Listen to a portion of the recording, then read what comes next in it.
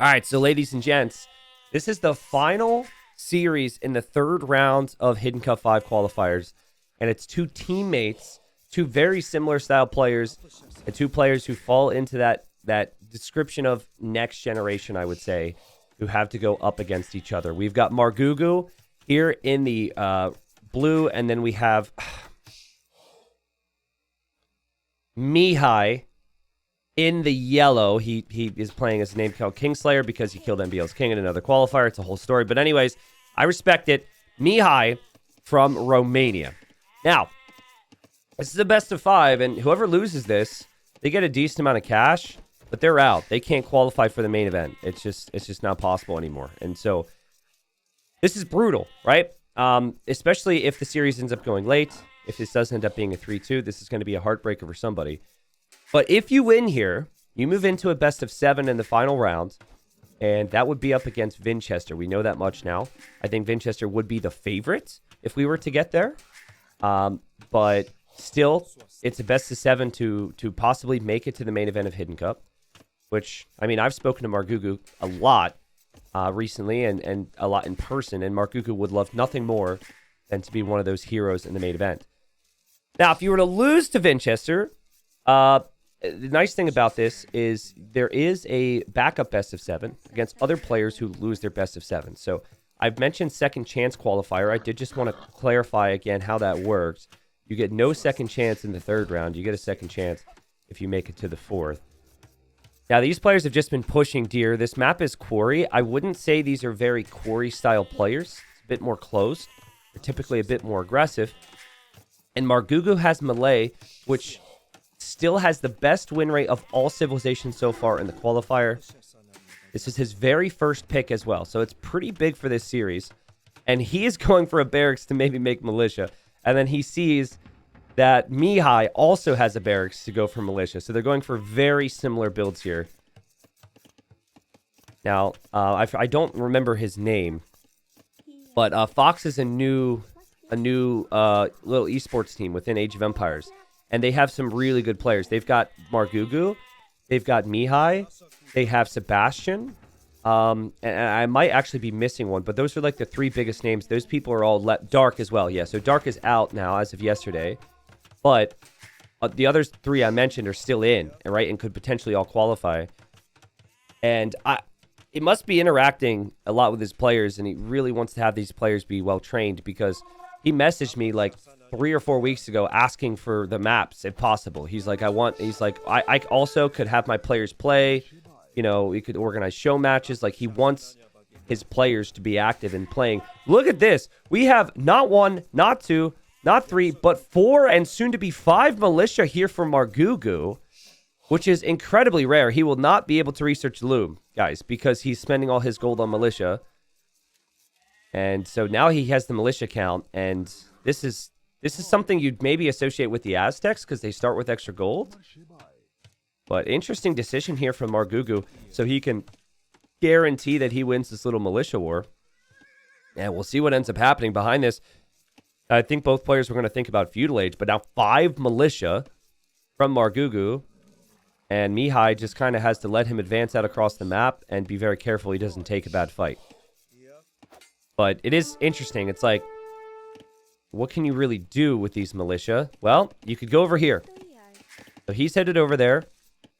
Mihai's on the way to feudal. Now, the Bengalis were an interesting pick. I think they're probably picked for their monks. But, you know, the Bengalis do get 2 extra villagers when you make it to the next stage. Margougou looking around for damage, and he just misses that there's going to be another lumber camp here. And Margougou doesn't have loom yet, right? Margougou doesn't have loom yet.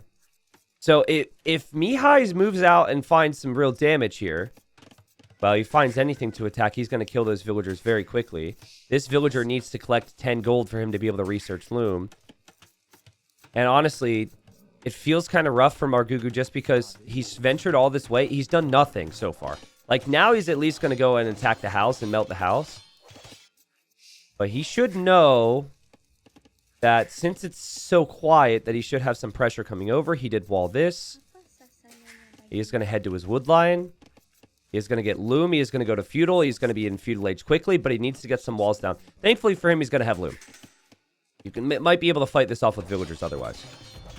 So actually, I really like attacking the house thing because Dark Age houses are so weak. They do get a bit stronger in feudal, but I like that. Had he done that the whole time, he might have destroyed all the houses. And then, feudal age scout, militia are here. Margougou, disaster for Margougou. He invested so much more into his militia. His villager is stuck here, and this is a perfect start here for the Bengali player. He's going to kill more than one vill. Margougou needs to save this villager. The quick wall, game 1, high pressure scenario. Actually saves the villager. Very well played. He's going to kill the scout as well and still has his militia. Margougou. Oh, no. Oh, no. All of France weeps. 3 militia remaining. There's 2 of them are weak. But a very messy, messy game so far, right? A very difficult situation for him. At the end of the day, the militia are still alive. They're still active. They can do something. But not as much as they could have done before. If they were a full 5 healthy militia, I think it could have ended up being man-at-arms here from Margougou. Didn't lose more. Fights off the militia, goes for the range. We'll have some ranged units out here. And that is obviously the same here for Mihai. So now it just becomes a micro-macro game where we see how their eco-balance is. And actually, that's really nice. It's there for Margougou. So, I consider both these civs solid archer civs. You don't think of the Bengalis and think archers, but I think they're really solid. People forget they get arbalest even, which is a bit weird because like Bengalis typically are going for elephant archer, right? A really strong archer, but not thinking normal archers with them. Eco looks pretty good. Res collected is dead even here. The game will settle down a little bit. And militia will still play a role, but not a massive role. It'll just kind of distract, especially if there's any skirmishers in the mix. And game 1 Quarry was not what I expected between these two, but we had Arabia banned, and we also had Mudflow banned, which is wild to me. It shows how much respect they have for each other, I think, because actually this is the second straight series that Margougou has banned Arabia. Both these players are fantastic Arabia civs. Arabia players. So I think it shows some comfort not having to play Arabia, which is good in some ways. No fletching here. Militia engage against each other. And in the end, the militia for Mihai get the better of Margougou. And the micro is fantastic there as these 3 archers run through. You have the walls behind now to work with here if you're Mihai. He will not be broken. It's unlikely these trees will be chopped. But he doesn't want to get trapped. He runs in. He sneaks away. I think Margougou senses that he's left now. He seems to be looking, actually. And this would have me be paranoid. I might be walling here, thinking the archers are going to run through. But yeah, at the end of the day, the archers actually just went home. And actually, he stopped at 3 archers. He's not getting fletching. And his opponent is going for fletching and is adding skirms. Ooh. Wow, this is pretty epic. Because skirms aren't going to be helpful at all. Because he's not going to make more archers, apparently. His eco is going to be in a good spot. He's going to be in Castle Age very quickly. And I imagine he may just want to go Siege. And Siege in combination with Monks would make a lot of sense for the Bengalis with how strong their Monks are. That's really smart. And especially now that you're walled, like, the assumption here is that players are going to be making range units on the way up the entire time. So I think that Margougou is just going to continue to make range units, but like investing into upgrades when your opponent is not even making army anymore is pretty wild. And we have a stable. Wait, what? Okay, Bengalis don't get knights. It's very rare to see an elephant opening. But we could see it. Margougou, I think, sensing his opponents clicked up before him, is going to use the market. Is it going to be, like, scouts into Lycav, maybe? You could see that. Like, maybe 2 or 3 scouts while he's on the way up. I wouldn't mind that. There's relics in the middle. I imagine both players are going to want to go monks. Yeah, that makes a little bit more sense. I don't think you want to go for a slow elephant. Ah, wow. Look at this from Mihai. I was wondering where his archers went. 2 archers patrolling here and the other one patrolling here, just making sure that Margougou won't come through those trees. That is really intelligent stuff. Wow, I love that. Also, by the way, I don't think that this whole 3 archer thing and the no upgrades in Fast Castle, I don't think this is just like a one-off thing. I think this is something that maybe is designed. Maybe he's experienced enough games where he adds the archers and it doesn't do anything for him against siege. So right now, Margougou just attacking the wall, but I don't think he's ever expecting to come through. And these scouts are going to surprise. There's no upgrades on them, but they should be able to clear this. And I wonder if Margougou's going to... Like, what is he going to upgrade, right? He added the extra army, but it doesn't seem like he's going to add much. I think he's going to go monks. And if he goes monks, as he deletes a house for some reason, maybe the gate was blocked or something. Yeah, if he goes for monks, Lycav is going to be a shocker for him. He is not expecting this. I think Margougou might think, sure, Bengalis have amazing monks, but I can convert their monks and things can be fine. Oh, he's also going to add an elephant. He's going to go monk siege. Here are the scouts. The scouts are hiding. Mihai does not want to show this on the front. He might delete this house and delete a palisade and break out here. And Mihai has Lycav on the way. TC number 2, TC number 3. He wants the late game with the Bengalis. What can Margougou see right now? Margougou can see the monastery, and that is it. And Heyman, meant to pick Magyar, Legend of the Lyre style, is going to come up out here with the elephants. But now the scouts are Lycav, and Margougou sees this, and he's probably like, oh no. And he has the damage control, just like he's had to do in this game already. And that villager is not going to be saved. And now the monks can't hop out. And a beautiful start for Mihai. This is so well played. And now the elephants feel awful. Elephants are just going to be converted. Those elephants offer you nothing. Just kind of like the range units here. And Margougou will need to add in some spears now if he wants to continue this push. He's going to drop the second TC. But Mihai has played really, really relaxed here.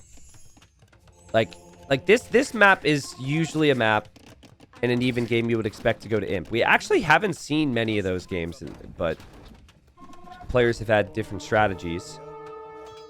Mihai happy to try and take it late. Knows that monks will be out. His Lycav swoop in. And the monks are going down here for his opponent.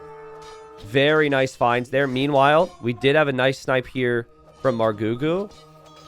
Not bad from him. He killed a monk. This monk here is not going to go down. Man, Bengali monks are so strong. And yeah, I think with the atonement upgrade coming in as well right now for Mihai, he's going to be happy to just convert any of the monks. He converted an elephant, but he can just convert any of the monks that Margougou has. The siege will be useless, and it just feels so good for Mihai. But also, Margougou's far from dead. Third TC's on the way up. Malay can bail themselves out of some awkward situations. We've seen it many times. Very, very smooth eco. Good upgrades for both of them as well in a high-pressure situation. But I would say I prefer Mihai's position. Right? And when he makes it to Imp, because this will be an Imp game most likely, he's going to get even more villagers from those TCs with the Bengalis. Bengalis are a really interesting pick here. Again, it hasn't been common. Malay have been picked here a lot. And this is the #1 pick for Margougou, right? And I think it's like maybe #3 for Mihai, so this would be a pretty big swing. Margougou forced to delete a villager. And the elephant that Margougou made is now attacking the monastery. Now, Atonement's in right now. So if there's a monk that hops out of this monastery at all, Mihai can always just convert it. And, well, hold on. Lycav about to be through. This monk will get converted. It gets converted. The Lycav are through. This monk's going to die. Disaster for Margougou. And again, look at the patience here, guys. You got to appreciate this patience that Mihai has. He doesn't dive in. He comes right back over here. He will see the siege. He will kill the siege as well. He will kill that monk. Look at this KD. It is 21 to 6 KD for Mihai. He's sitting at 73 villagers. And he has just played this so perfectly. Remember, he didn't make as many militia. Here's a villager he actually converted. Didn't make as many militia. he ended up getting more damage in with his militia than Margougou did with 5. A little 3 archer play into the eco, into the monks, into the light cav has been so good. Quick walling now, saving the villager. That's going to be annoying for Margougou. I also love how he deleted the palisade last second because he needs a house, guys. And he figures what better job for this villager than to build a house. Actually, he needs to make sure the house completes. Actually, he might be housed. Okay, that's why you don't build... That is why you don't build the house with the forward villager in your enemy's base. But I think he was making houses elsewhere. Mihai has been 1 step ahead the whole time. Villager's dead. House denied at 95%. And, like, when you think of the best players, you think about players who can invest as little as possible and get the most value. That's what the big names do, right? And that's what Mihai has done in this game. His light cav, his couple monks, they've all accomplished so much, even the militia. And he runs through with those 2 light cav and kills the monk. I mean, Margougou's got to be so annoyed right now.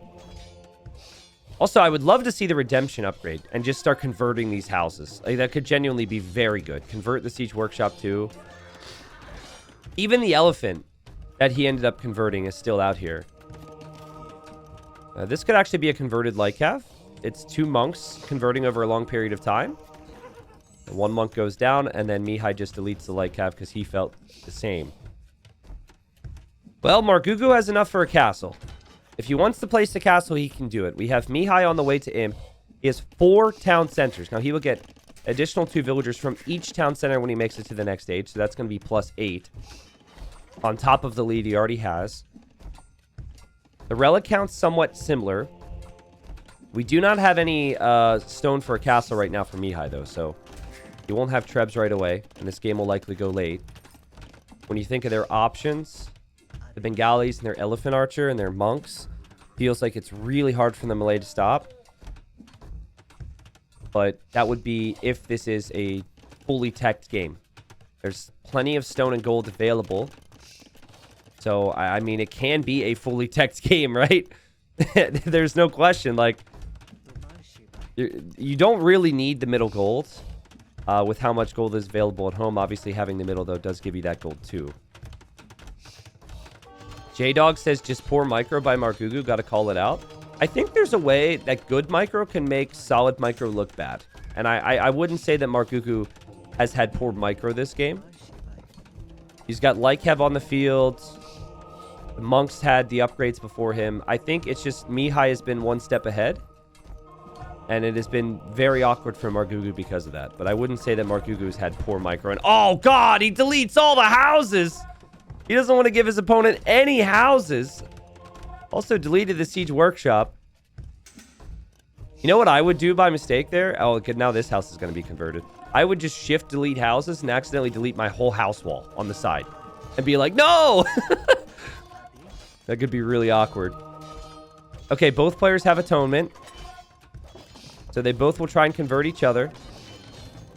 And, I mean, this is perfect for Mihai. You can see the ranges here, so he knows. I mean, it's not like you're expecting anything else from the melee. Elephant finally goes down. That elephant lived quite a life. Karambit warriors coming out. Now, Karambit should do very little damage to a Bengali monk. But if you have enough Karambits, I imagine you're probably going to get kills. It's taking a long time to kill these monks because of the armor. Yeah, I mean, the monks are kind of making it home right now. Look how strong they are. Because Karambits do so little damage.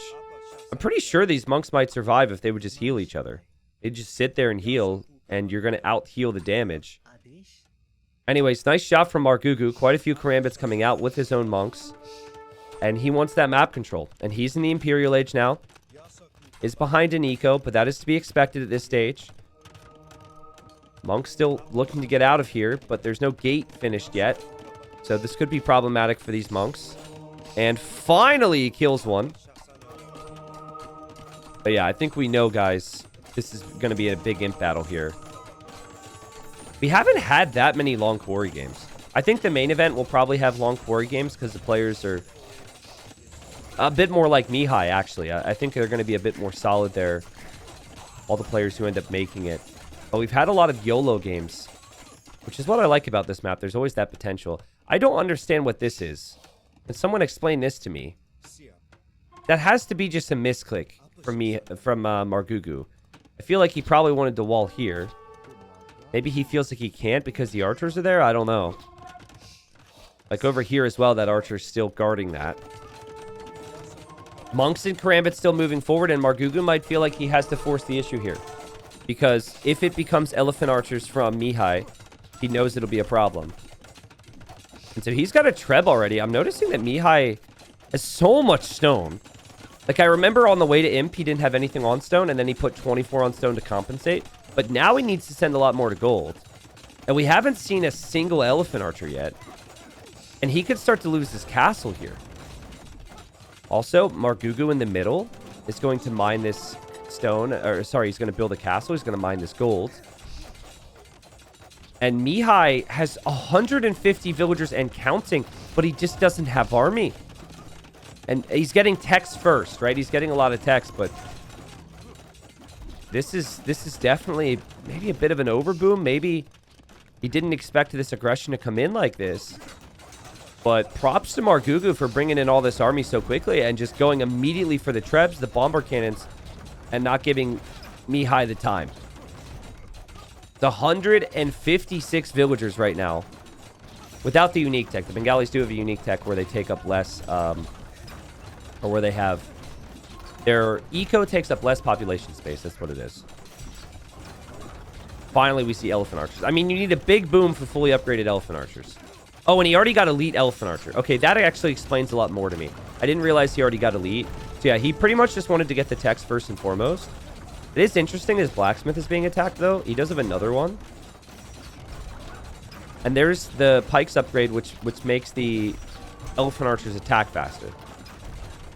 So I think if you get to 20 elephant archers in combination with some light cav, it is unbeatable. And I know 20 doesn't seem like a lot, but these elephant archers are disgusting. You would need fully upgraded light cav in front of it. But like 30, 40 light cav, 20 elephant archers, yeah, good luck. Malay don't really have the answer to that. Castle goes down, though, for Mihai. Well played, Margougou, repairing his trebs. He's soon going to maybe kill a treb here. Just misses out on that. Still no action on the sides. I mean, it's not much stopping you from killing these two archers and then starting to chop through right now for your Margougou as he goes for elite Karambit warrior.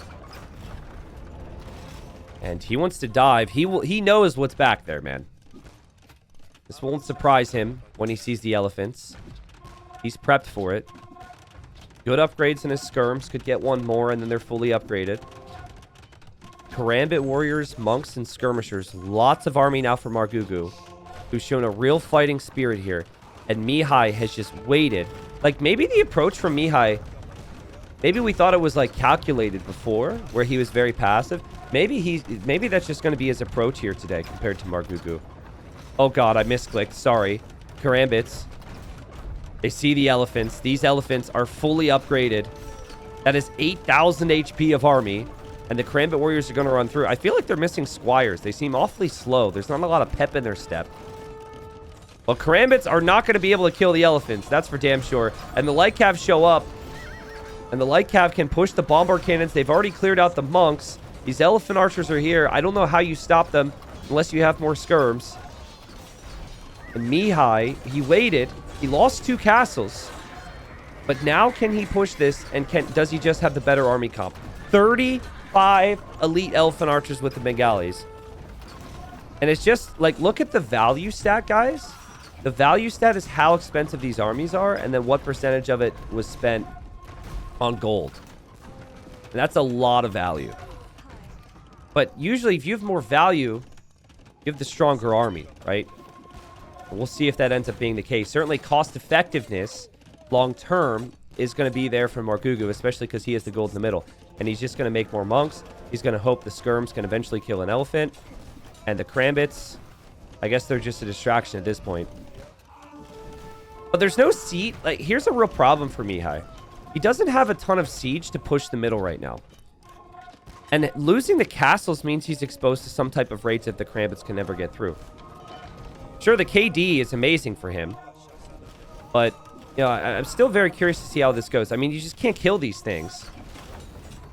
There's 10,000 HP of Elephant Archer now. And he just walks right through shots to kill monks and to kill bombard cannons. If there were 4 trebs right now, I think that this game could be over. Because then Mihai could just be trebbing down the castle. He could waltz right into the skirms to kill the bombard cannon so his trebs would be protected. And that's what he's going to do, right? He just waltz right into the skirms to push the bombard cannons back. His units are sitting underneath castles. They don't care. Margougou has 50 skirms on the field, guys. He's using trebs against the elephants right now. I think this is an example of how strong these elephant archers are. And Mihai has known this entire time, which is why he played it like this. He has so many of them. He just needs siege. He's going to get devotion now, so he resists conversion a little bit longer. I mean, I don't hate it. The main thing that I keep thinking of, though, is simply the fact that he only has 1 treb here. If Margougou could just hold this because he hasn't been pushed back, he's been patient with his cannons. This castle's still contributing to, you know, getting some damage in. He does have 60 or so skirms. Oh no, not another treb for Margougou. Oh, that hurts so much. These elephants don't give a crap, man. Bengali elephant archers are so busted. It is unbelievable. What more are you supposed to make but skirms and monks? Is classic thing. It's like someone comes to me and says, T90, how do you counter this unit? And I always say, try and prevent them from getting there.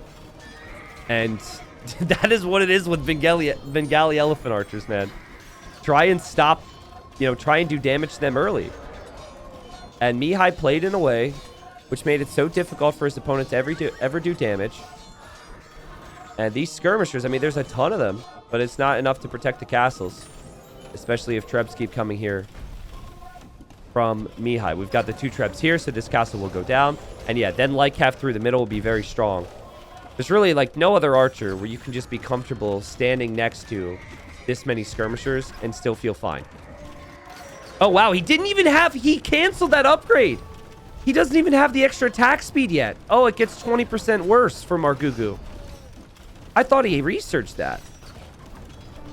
So it must have gone down on one of the castles. And then Mahayana is now coming in, so he'll have even more population space for military because his vills will take up less population. Oh, we do have a cut through from Margougou. Missed that. So Margougou tried to raid here. Looks like he did some damage. I like that from Margougou. He's got to change something about the situation.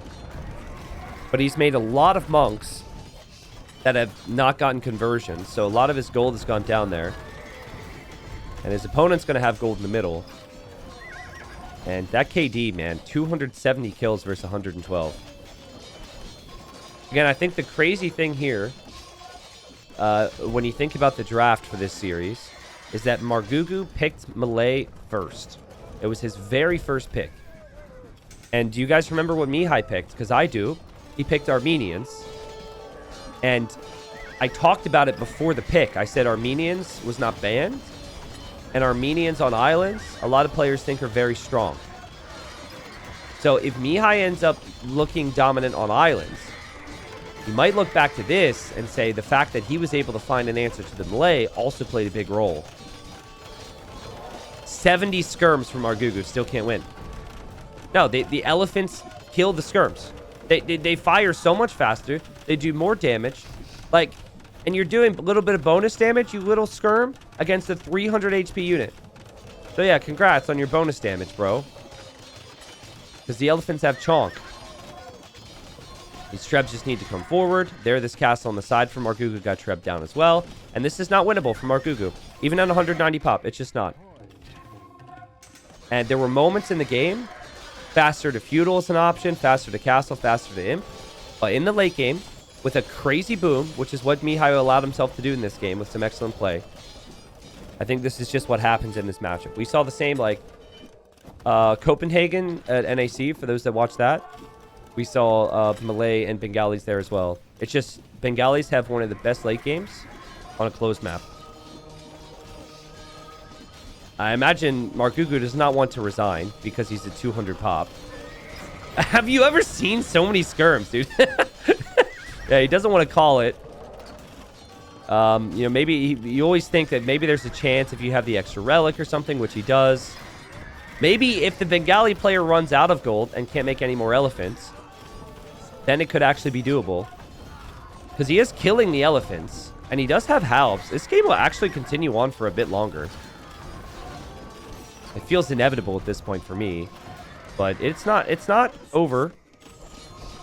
The elephants are dying. It was like 45 before. It's down to 37 now. Just love to see these trebs maybe just get shifted over here towards this castle. Some elephants and some light cav are now in for the raids. And that will start to damage Margougou's economy. Would love to see Onager in this situation. I think it's underrated. But then again, it's like, do you even need it? You probably don't even need it. But 1 or 2 Onagers, I would feel very natural against this big ball of Skirm. It's too late for the Malay player to try and go elephants, but I thought about that before as well. Unfortunately, the lack of armor, I think, and the amount of damage that output from these elephant archers would probably lead to them going down. This might be the longest Quarry game of the whole qualifier. Can anyone remember one that almost hit an hour mark? Most of them have been pretty, like, one player's aggressive, the other player's defensive, and then the game ends. It's wild to say that this might be the longest, because Quarry always produced some really long games in the past. UCL versus Margougou? Well, that one was very fast. I'm remembering quite a few that were quick. It makes sense, though, that when the level gets higher, that players are going to be closer, and then games might last a bit longer here. Would Halb Siege Onager work against this comp? Yeah, it could work against the comp. The problem then is Bengalis do have monks to convert it. But yeah, you would pretty much need Siege Onager to deal with this. This KD is brutal. And, you know, obviously you hope for Margougou that he's not beating himself up too much in these moments. I think that he recognizes this game is over already, but he doesn't want to call it until he knows he is 100% dead. And obviously, with everything that's on the line here, you understand that. Yo, Lawler, what's up, man? Nice to see you. More stables towards the middle. 80 farms behind this for Mihai. He is flying on that food eco. And finally dropping more stables towards the middle, which I think he's been missing. So he can get a bit more light cav meat shield. Yeah, 170 pop. You have a max of 200 here. You don't want to call it at 170 pop. Maybe around 120, 130, you're going to see players call it. He is whittling down the elephants. It's like he needs like 30 skirms to do 3 volleys, it feels like, to kill an elephant. I don't know the exact math on it. And then any halbs he sends out for the light cap immediately get chewed up by the elephants. And yeah, this is just an unkillable comp. And Mihai knew. Guys, so many players have bonuses for late game, but they have a tendency to be aggressive, and then they don't play towards their late game. Because these are all really aggressive, really fast-paced players. Mihai's decisions in Feudal Age to Castle Age, so incredibly smart here. And even though his opponent made 261 skirms, it was not enough to stop this boom. That was so smart from Mihai. Keep in mind, he made the 3 militia. He was under more pressure when his opponent had 5. He ended up killing the villager. Margougou did not. Then they went into ranged units, but he just walled, and he said, I don't need upgrades. I don't need skirms. His opponent made more army. That army ended up being useless. The light cav killed the monks in the middle, he converted and took control of the middle and castle, and behind it, he just had the easiest, breeziest boom ever. Was super smooth stuff. What happened here? Are those dead elephants? How did elephants die? Anyways, not important. Res collected, probably insane. And yes, he collected way more food, way more gold, and way more stone. And we figured that would be the case once we saw his boom. And then the KD is just ridiculous. Unfortunately for Margougou, Malay Karambit warriors are like this tiny little termite unit. You're not going to be able to get anywhere close to those elephants with the elephant damage output. What's an elite Karambit's HP? 40? It might not even be that, honestly. I think it is 40, though. Up against 300 HP elephant, and the elephant has range? Ridiculous. And Mihai with a big, big, big win to start off this series. Because, again, he broke the #1 civ of Margougou. And that should matter a lot here. Georgians, again, on Gold Rush. This seems to be a theme, people. This whole Georgians pick on Gold Rush. Because we haven't seen Georgians pick too frequently elsewhere. And we did have a game yesterday where it was Vivi against Hearts, and it looked like the Georgians were completely dead. And then everyone was reminded how insane the Manaspa is. So that is the number one thing with the Georgians, is how crazy the Manaspa are. Also, then what you have is the ability to win Treb Wars pretty nicely due to some of the bonuses they have there. So that's quite nice. Like, not having to repair as much for with your castles and Treb War is huge. And especially when you get the hill with the Georgians, it's always very difficult for players to push them off the hill. Hindustanis for Margougou. A very smooth, a very solid pick. And I actually think it's probably the better pick. Again, we'll see how it's played. But you have the camels against the Manaspa unit, which you're expecting to see. And then you also have really cheap villagers to spam throughout the game. So we'll see how things go. Do want to take a moment to say thank you to everyone who's here. Thank you for some of the subs. Budface McBrainlag, thank you for the 22 months. Budface has been around a lot longer than that, too. Thank you. Cape Man, salutes in chat for Cape Man, please. For the 67 months. Hansel, Snowberry, Cyro, Shlomo Baggins with the tier 3 5 months. Thank you, Shlomo Baggins. Jerp, thank you for 43. Mr. G-Backs, thank you. Maximum Pleasure. And Fyra and Hebe HB. Lakoog, what's up? Pad, Javier, Rathul, thank you guys. And I hope you've been enjoying the qualifier so far. This is the last series of this round. We will know what the best of sevens look like for Friday and Saturday once we conclude this round. So I'll break it down. Map-wise, things look pretty good for both players, as they should on Gold Rush. We made some tweaks because sometimes players would have really exposed gold, the other ones would not.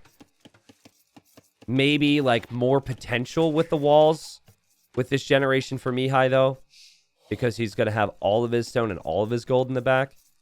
But he actually will not have safe wood if range units come in, so I guess it depends. Well, that's not true. He does have wood here, so we'll see how it goes. We've seen some players go Feudal Age, but I think at this point, everyone's just going Feudal Age into Castle Age, and players decided, why stop making Vills and go Feudal Age when I can just wall up and turn it into a fast castle game. We did see a Wolf Rush to deny some walls at one point, but that was in a series where everything was chaotic. I don't think we'll see that here. The Georgians haven't lost every single game on Gold Rush, but funnily enough, the only win I can remember with Georgians on Gold Rush was the 96 seed in round 1, beating Tato with the Georgians. But you're right. I think in all the sets where the level should have been closer and in some ways higher and whatnot, I think it was always the Georgians losing. I'm sure they have more wins. Maybe there's like 1 or 2 more. But recently, it's been really difficult for the Georgians to get victories, it feels like. And Margougou just gets his walls down. There was really no risk there. Mihai is still a minute away from the next stage. And honestly, what I like to see from Mihai is don't even make a barracks. Too many players are making a barracks and making a stable, and there's no immediate payoff. I'd prefer to see him just get his eco upgrades and then adapt this towards some type of fast castle play. Gold rush, but there's no rush to get to the middle gold. That's true. But that's how the map has always been designed. This is an old map. This map is like 20 years old, right?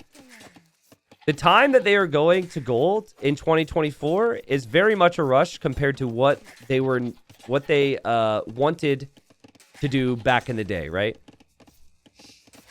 Type a 1 in chat if you prefer the no rush games, or if you've ever played in a no rush 40 minutes lobby.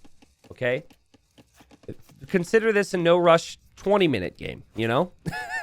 It's a compromise.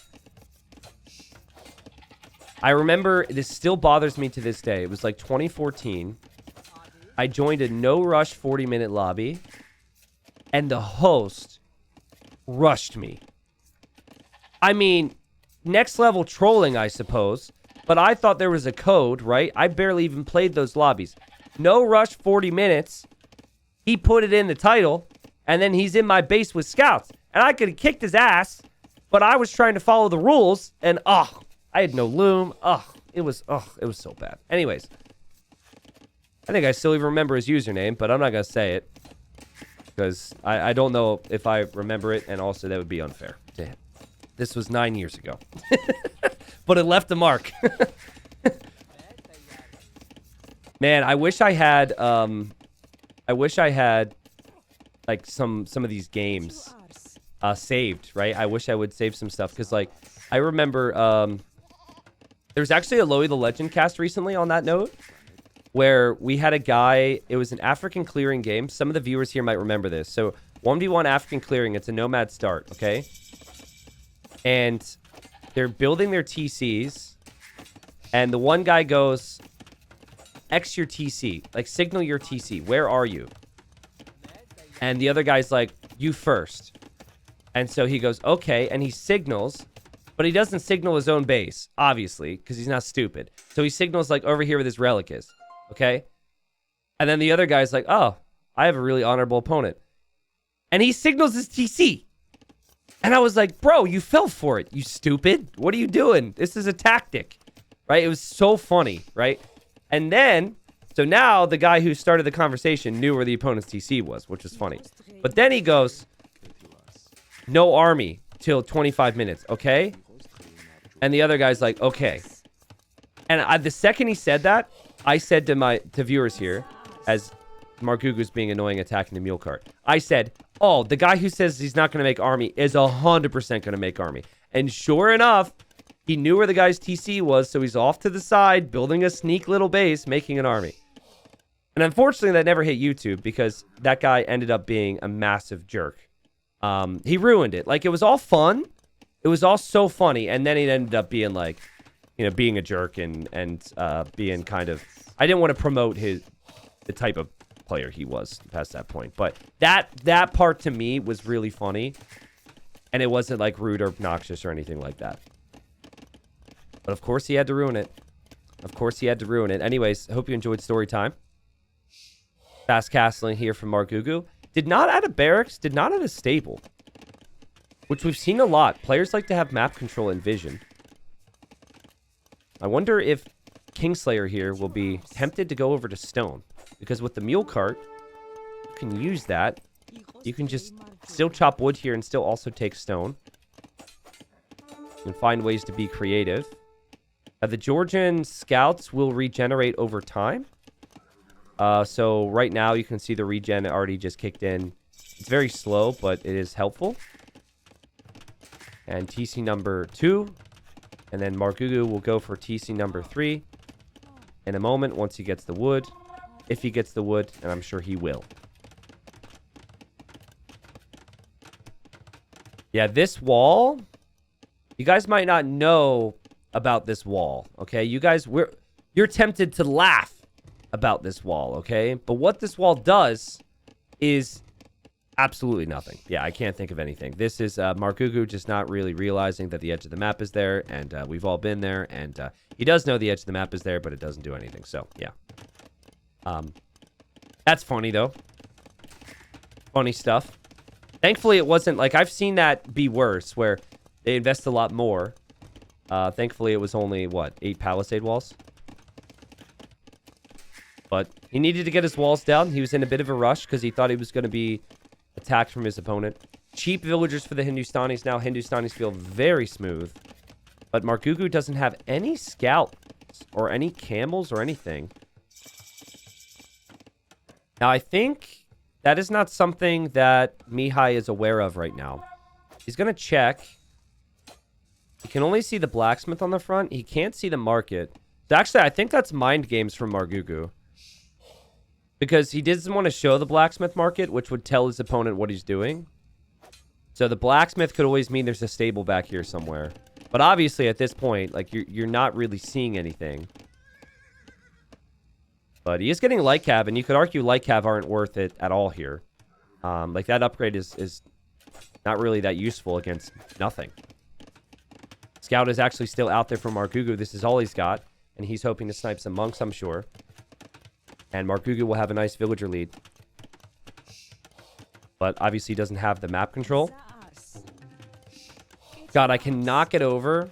This might make me a child. But the Georgian villagers, man, when you click them, when they say the arse, it's just so funny to me. Just constant arse. But you know, hey, they're busy. They gotta get some. They have to think about something that gets them through the day. You know, this is hard work over here. They don't get rest. Like Cav attacking the houses here. So it definitely does feel awkward right now if you're Margougou. But I wouldn't mind seeing a barracks now. Like going barracks, going stable now. Because you have a nice villager lead. But still not happening. Also, my mods hating me because they're like, I thought we were, like, shit, are we allowing Zaars? What's the deal? Mods, we are allowing Zaars within reason. I said, so we brought in new mods recently, and they've been awesome. And, you know, after the stream, I kind of looked through and see what the mods are talking about. Oh, big moment in this game. Massive moment. Okay, never mind, the Scout's weak. But, and, you know, we've had lots of viewers recently, and sometimes chat can get a little unruly. And so, I was like, yeah, you know, thanks for dealing with that or whatever. That individual, blah, blah, blah. And there was a comment, something along the lines of, you didn't make it easy for us. They said it in a nice way. But I was like, oh, what did I do? And they reminded me of what I said in front of 10,000 people. And I was like, yep, that was on me. My bad. First relic's going to come in here for Mihai. Now, the fortified church also adds worker efficiency to areas around it. So that's kind of nice too. But what I've found is it doesn't add enough worker efficiency to really be worth it to spam all throughout your eco at this stage. It's still better to invest into things like farms. No way. That's a dead scout. Oh, man. Nice micro, Margougou. And I didn't see if it died or got deleted. It looks like it was deleted there, actually. Yeah, no kills. And here come the camels. Now, I think at this point, you almost have to expect this. In some ways, if you're Mihai. But Mihai, he's just moving out to get the relics. And Mihai does not see this at all. He's got lots of vision. Margougou's done a nice job to hide the decisions in this game. And he's banking up stone too, so I think he really wants a castle in the middle soon. He's going to delete his wall. He's going to arrive with the camels. So we do have some spears behind this for Mihai. But the spears are going to take a long way to get here. And also, is husbandry in too?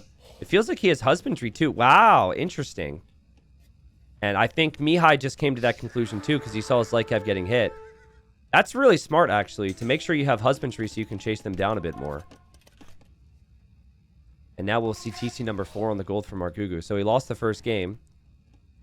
But now he wants to tie the series up. And this is the series that I said is one of the best sets. Would be one of the best sets from round 3. This is also the final round of round 3. Loser is out. Lycav as well from Margougou. What a play. What a great decision here. Does actually lose a camel to a conversion, which is very unlucky there. I'm not exactly sure how that happened. But it did happen. Monks are monks. But still killed the monks and didn't lose that too much there. The alternative is he can't take that engagement at all if he doesn't have Lycav in the mix. But we do have pikemen here for Mihai. And TC's up. Mihai would have loved to deny this. It's not going to happen.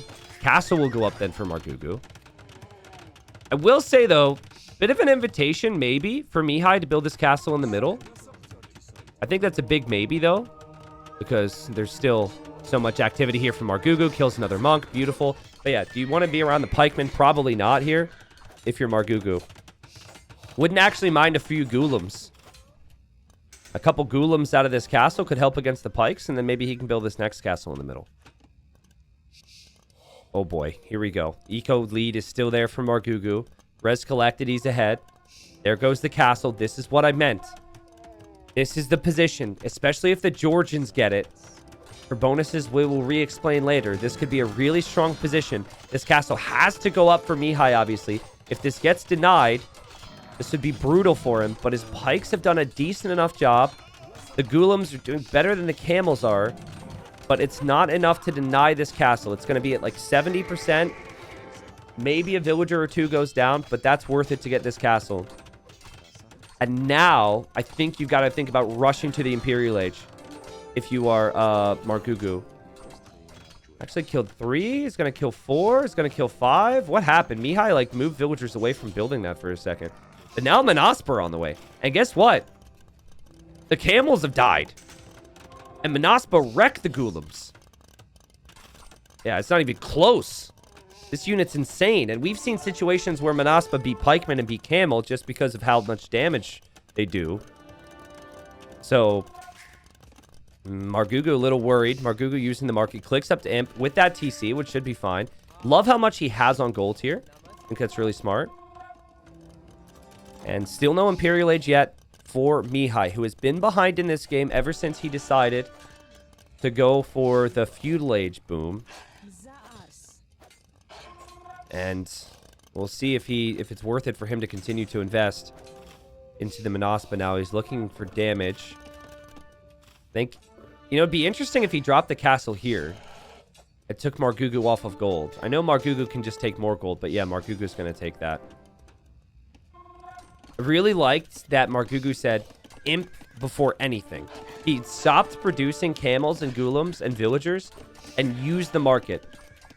It's really smart. I think because of the presence of the camels, we've seen more pikemen now from Mihai, but... Once this castle's up, the pikemen might not seem all that useful.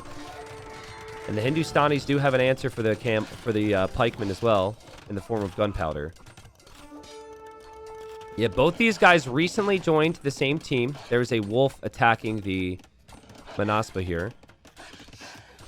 I think maybe Mihai's distracted. The camels are going to get some nice hits too. Yeah, shout out to the wolves, though, for the assist. And I think Margougou's position is perfect. This is really good. Just Manaspa and the pikemen being created there didn't do too much. Maybe it's just the bigger boom here for Margougou. Also, he's collected more resources and he spends way less on creating villagers too. And wow, what a big clear here from Margougou.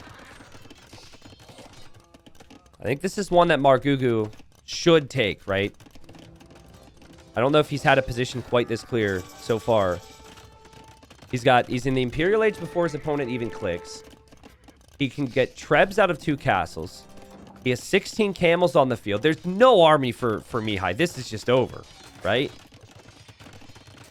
I'd love to create some mystery here and see, like, there's a way back. But, like, this doesn't seem close at all. And it's just, every time we see Georgians, it's like they fall behind in early imp. It just takes them... their eco must struggle against a lot of these other civs. Or just how they're played or something. It's always a situation where it's like, is the Manaspa OP enough to come back from this? And sometimes it is, but usually it isn't. More trebs on the way from Margougou. Gunpowder will be in too, which is great if you're expecting any halbs. And, I mean, this castle can be repaired for a lot longer with the Georgians than any other civ. You don't receive as much damage from the trebs, and you also invest less in repairing, so that's nice. But still, I mean, the next step and the composition that's going to come from Margougou is going to be insane. He's got every eco upgrade he could dream of, except for maybe Grand Trunk Road, which is, I guess that's still technically a eco upgrade, right? It's a unique tech eco upgrade. Of Heavy Camel. He can get Chautauqua to add extra range to his hand cannons. He can build another castle soon. This is just a perfect boom game here for Margougou. Also, it's really interesting how this series against 2 aggressive players has been such a boomy one so far. They banned Arabia and they banned Mudflow. Like the 2 well, I don't know if Arabia is the most aggressive map. It has the potential, obviously. But Mudflow is, and they just banned it. They're all grown up now, guys. All looking for the eco. Margougou found some great fights over here. He's attacking. You don't need to attack necessarily. You can just play defense, honestly, in these situations. But he's attacking anyways.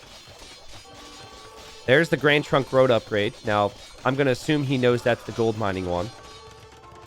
He will aim to build a castle in the middle. Margougou's camels are not in the best of positions at the moment.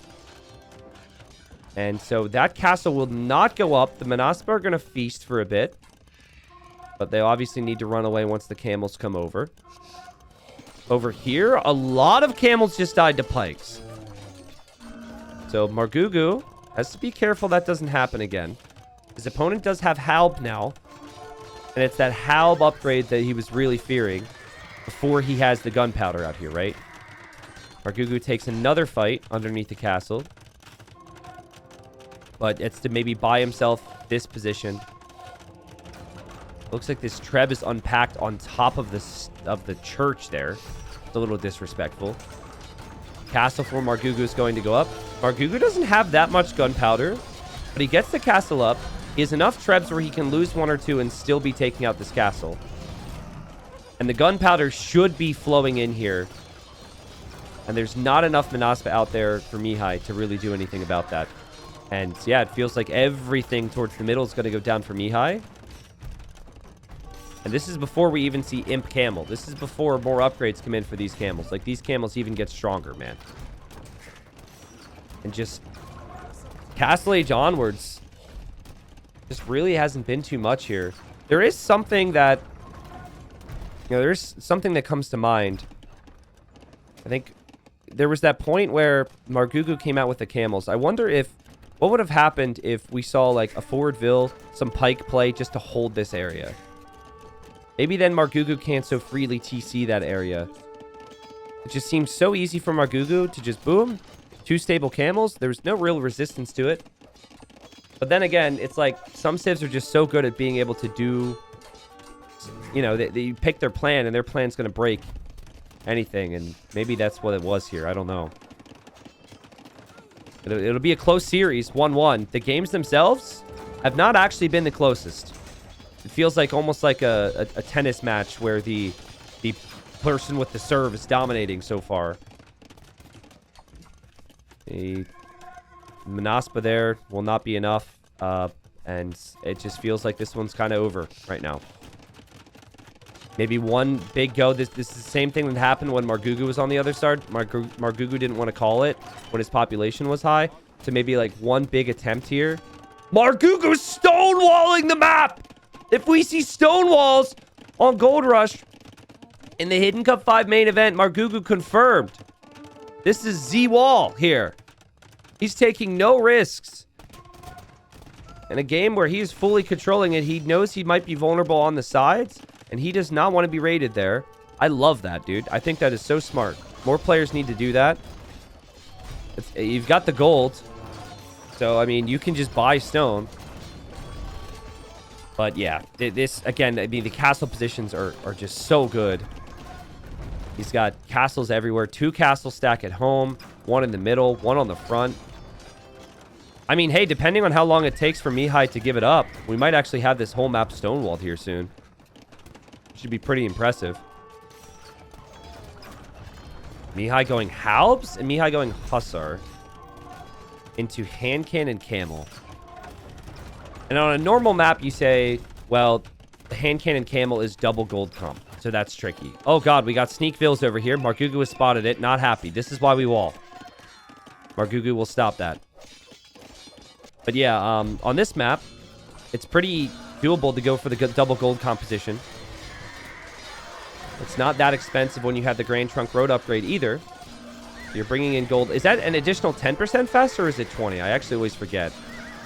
And all gold income is increased, which would obviously help a lot here. I think it's just 10%. Okay, cool. Thank you, chat. Walls have pretty much completed here on the left side towards the middle, and the GG is called. And the score is 1-1. And again, these players very similar. I think you'd put them in the same category in terms of their careers. And only one player will move on past this series. Only one player will have a chance at qualifying for Hidden Cup 5 main event. We know that much. The score is 1-1. Now things feel a little bit better for Margougou. Because again, after the first game, he lost with his number 1 Civ. And we will carry on here. And I think this will continue to be back and forth. Normally sets like this, it's like, again, thus far, the winners have pretty much stomped, right? And they've made it look like they're unbeatable. But it's going to come down to that one or maybe two games where it is incredibly back and forth in the game itself. And I think that is still to come. But good stuff. 1-1 there. All right, guys. So as we catch up to live time, we've got some 1v1 islands action. And this is a big one because the score is 1-1 here in this best of 5. And this is the number 1 pick here for Mihai against that final pick then for Margougou. So on paper, in some ways, obviously you lose this. You're like, okay, your opponent doesn't have the number 1 pick. You could be okay still. But the number 1 pick for Margougou isn't there because he lost with his number 1 pick as well. So he lost with the Malay game 1. Now, the Vikings are really good if they could stick to water and just water, right? And there's a theme that is forming where when players are up against the Vikings, they do not allow the Vikings to just have that straight galley war type of game. So I feel right off the bat here that what is good against the Vikings is making it messy, landing their islands, and then going into fire galleys when they're distracted. Now, I know how Mihai blends to play islands, and I do not know him as a lander. I think Mihai will have faith in the Armenians and their eco, which I think is insane, and their navy, which I think is insane. And I think that we might just see an out-and-out water battle. But, again, my thinking is that if it just becomes a galley war, the Vikings are really good at that. So I think we've seen enough examples now where transport could be really, really strong. It's an interesting generation here. Their islands kind of jut out and almost meet each other towards the middle here. The neutral islands are spread out a little bit. So the neutral islands are further apart from each other, but players are obviously on the other side of those neutral islands. Now, where the players are going to dock kind of indicates the game plan. Margougou is doing the safe play for anyone who can't go for fires because you need a bit more time for the galleys. So he's just docked to the side. It's expected that he will probably make a second dock maybe around here and probably go feudal age and just mass galleys. Fast castle is hugely risky if you're just going galleys because you're just going to get your docks overwhelmed with fires if you don't have some navy on the field. So it's probably going to be galleys. It's kind of interesting. Mihai and Margougou weren't really even on people's radars. Hidden Cup Fort territory. I don't remember them in the qualifiers at all. They were around, but they weren't like as good as they are now. And Islands is not a map that has featured really in any tournament I remember, except for the previous Hidden Cup. So we've had a lot of stuff introduced to water since then. And it's not like a meta is necessarily there for this, right? Think about it. Hidden Cup Fort, Dravidians didn't exist. Bengalis didn't exist. Armenians didn't exist. Georgians didn't exist. We didn't have Dramans, right? Which affects a lot of water civilizations. The Vikings received balance changes on water. There's more, I'm sure, that has happened. So it has been really fun to kind of see player preference. Because I think, like, before I saw any of the games, there was definitely some level of, like, simplification where people were like, yeah, this is how it's played every time, blah, blah, blah, blah, blah. And we'll still see in the main event, of course, maybe the 7 invited players, the 7 players in the main event are already thinking, like, everyone and what they're doing is wrong. And maybe they've got something in mind. But I like what Mihai's thinking here. This is precisely what we said. You don't want a galley war against the Vikings, and we have a transport ship in queue in that dock. And that means we will see villagers loading up with the scout, headed over to the island of the Vikings. Wow, very late uptime for Margougou. And 5 fishing ships. Well, actually, it's not that late, but it is interesting. So golden come here, wooden come. So I think the key here is you don't want to give up on water. How many people saw Sobek and Winchester do landings on islands? They put on a freaking clinic. It was so good. It was like the opponent see, oh, this is a good find. Margougou also used his scout to bring in his boar. So it was weak. He never had a chance of getting away. And this is the same build. This is the same build. Is this Hidden Cup main event? Is this Sobek confirmed? This is Sobek's and Winchester's build. Actually, I think it was more so Winchester, where you go landing into a second forward dock because they never expected. Because right now, Margougou's freaking out because he thinks he's going to get attacked on land, but he's not going to get attacked on land just yet. Huh. Now, nice job from Margougou. We got to credit him. Now, you got to remember that transport's still out there.